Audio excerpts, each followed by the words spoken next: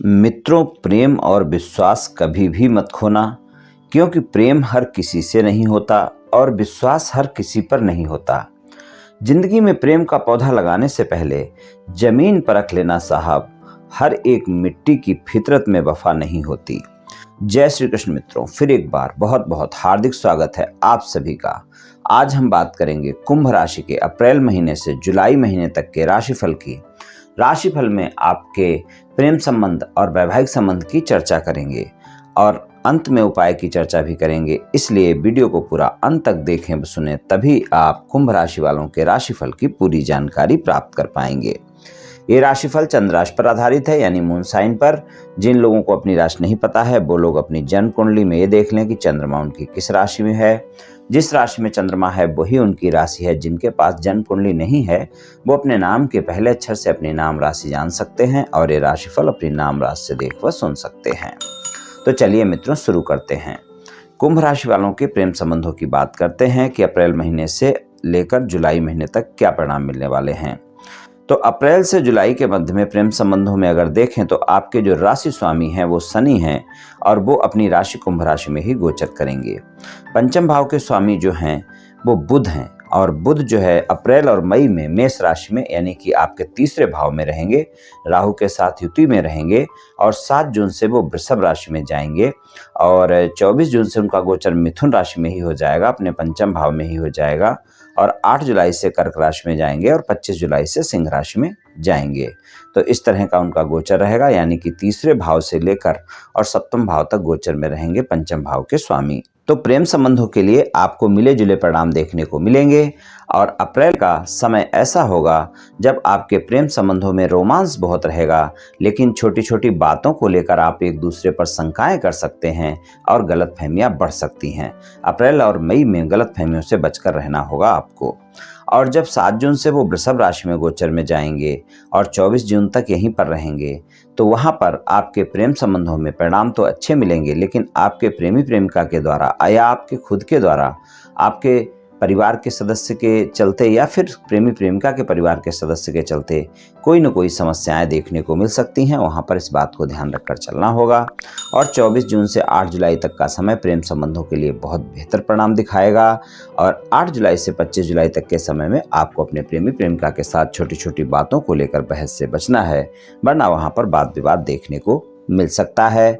और 25 जुलाई से 31 जुलाई तक का समय फिर एक बार बहुत बेहतरीन समय होगा आपके प्रेम संबंधों में। तो प्रेम संबंधों में कुल मिलाकर मिले जुले परिणाम देखने को मिलेंगे, लेकिन अगर मैं ज़्यादातर समय देखूं तो प्रेम संबंधों के लिए अच्छा समय है। लेकिन ध्यान रहे, कुंभ राशि वाले जो भी लोग हैं उन पर शनि की 7.5 भी चल रही है और मान लीजिए अगर आपकी जन्म कुंडली में शनि की पोजीशन अच्छी नहीं है और दशा अंतर्दशा भी अच्छी नहीं है, तो आप देखेंगे कि आप तनाव से गुजरते रहेंगे। तनाव रह सकता है आपके जीवन में। तो यहाँ पर प्रेम संबंधों में एक बात का विशेष ध्यान रखकर चलना है कि आपको अपने प्रेमी प्रेमिका के साथ किसी भी प्रकार का तनाव नहीं होना चाहिए, यानी कि आपके मानसिक तनाव के चलते आप कोई ऐसी बातें कर दें जो आपके प्रेम संबंधों में तनाव पैदा करें। इस बात का ध्यान रखकर चलना बहुत आवश्यक होगा। तो प्रेम संबंधों के लिए बढ़िया समय है, थोड़ा सा ध्यान रखकर चलने की आवश्यकता है। तनाव ना हो, गलतफहमियां ना हो और एक दूसरे पर विश्वास बनाकर रखें। तो चलिए प्रेम संबंधों में बात करते हैं कि अगर आप सिंगल हैं और किसी साथी की तलाश में हैं, किसी से मित्रता करना चाहते हैं या फिर मित्रवत संबंधों को प्रेम संबंधों में बदलना चाहते हैं, तो आपके लिए इन 4 महीनों में सबसे अच्छा जो समय रहेगा वो 24 जून से लेकर और 8 जुलाई तक का रहेगा।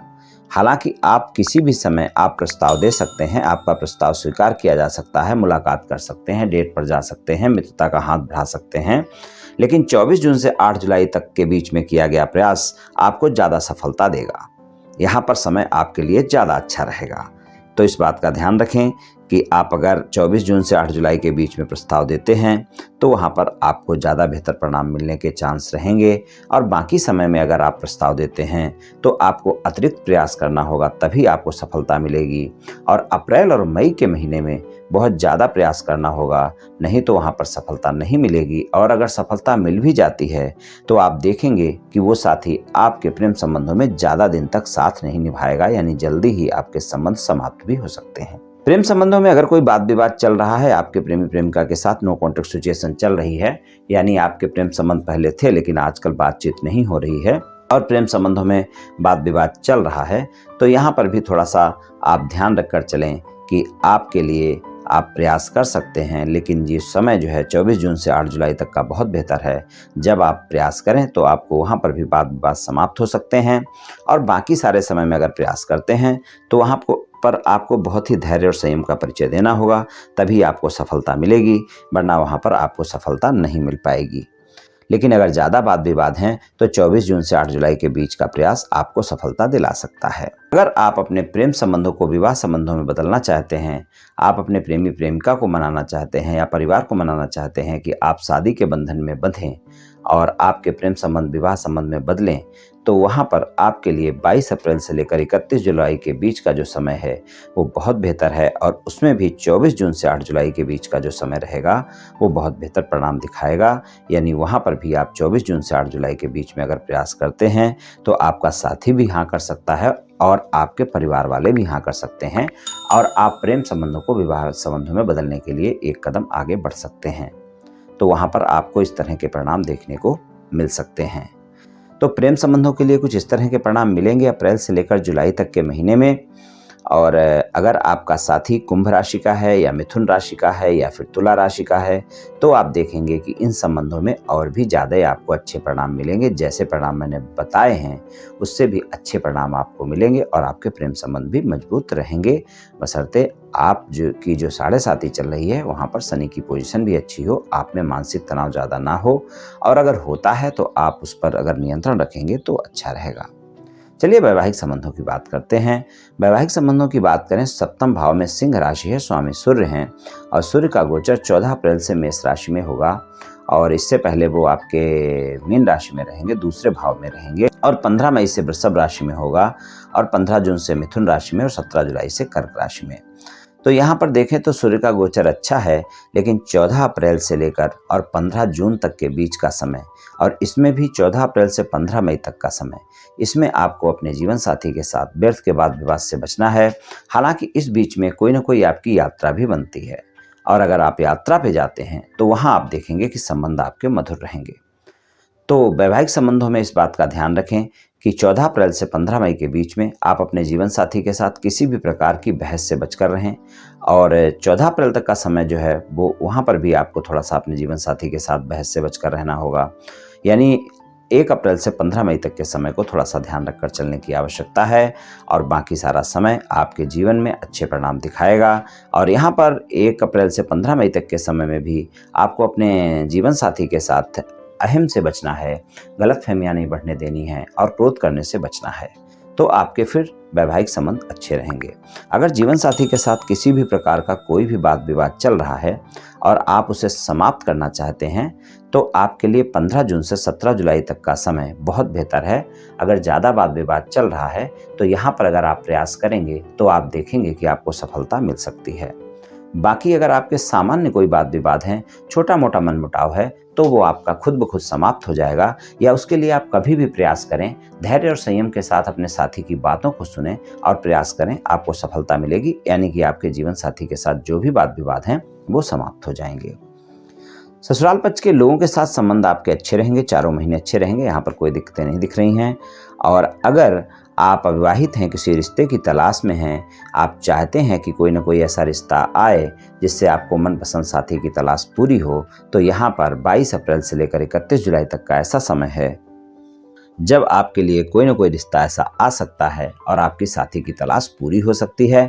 वैसे अगर देखें तो चारों महीने ही आपके लिए मौके बने रहेंगे कि कोई ना कोई ऐसा रिश्ता आए और आपकी साथी की तलाश पूरी हो, यानी कि मनपसंद साथी आपको मिल जाए। और अगर आपकी कहीं कोई बातचीत चल रही है और शादी की बात आपकी पक्की नहीं हो पा रही है, कुछ बातों को लेकर बातचीत अटकी हुई है, तो आप 22 अप्रैल से पहले प्रयास कर लें, बहुत बेहतर परिणाम देखने को मिलेंगे। वरना इन 4 महीनों में कभी भी प्रयास करेंगे तो आप देखेंगे कि आपको सफलता मिल सकती है, यानी आपकी शादी की बात पक्की हो सकती है।